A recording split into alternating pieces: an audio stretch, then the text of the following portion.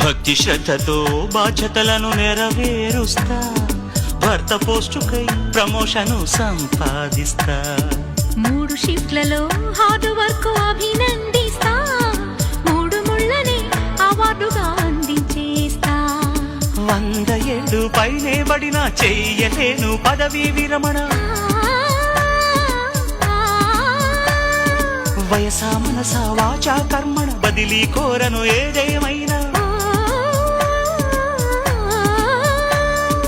అత్త మామలే ఎండీలు, పిల్ల పాపలే పార్ట్నర్లు, అలకలు నష్టాలు కులుకులు లాభాలు, సమ్మెలు బంధువులు దూరపు బంధువులు.